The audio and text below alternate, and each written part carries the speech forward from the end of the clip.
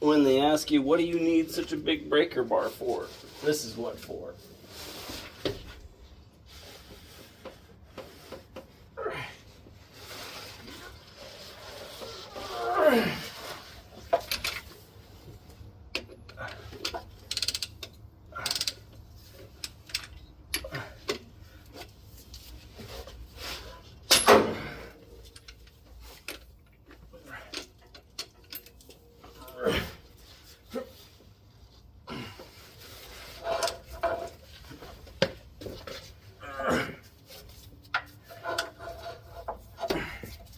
Oh, bar's too long.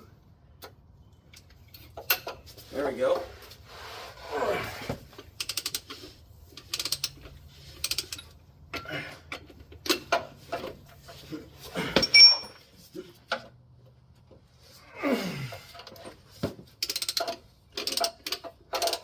Thanks, Vin.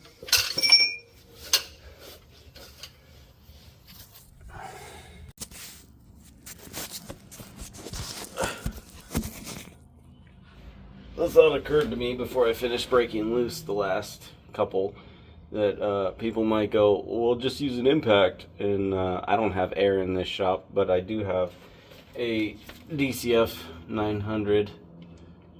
And the only socket I had the right size was not impact grade. It's a regular socket. So I was like, well, you know, might as well just to show what happens. I'm sure there's people with air impacts out there that would take them off, but you know what, using a breaker bar was just easier in my case.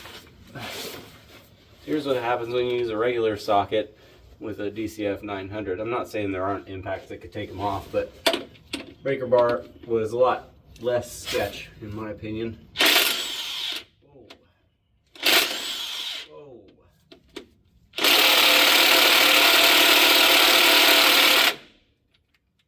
There's a lot of abuse on a socket, a lot of abuse on a fastener.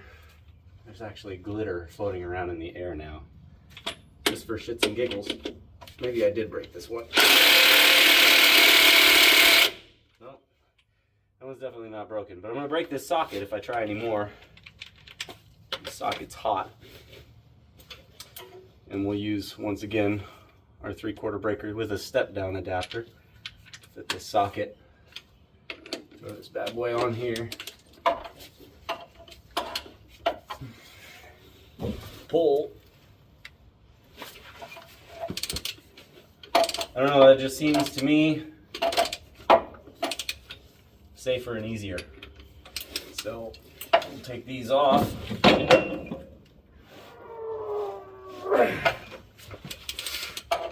Get some dirt in the face. And then once they're broke loose, pull the old impact.